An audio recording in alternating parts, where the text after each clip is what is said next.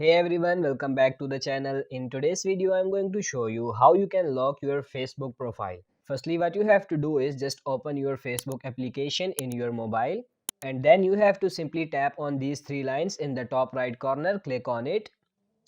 Then you can see your profile photo and your name here. Just click on your name.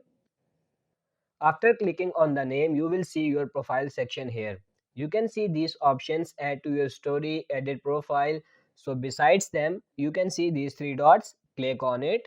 When you click on these three dots, this window will be pop up. You can clearly see the option lock profile. Click on lock profile. So after this, you can see this option lock your profile. So you have to tap on this option in the bottom. Click on it.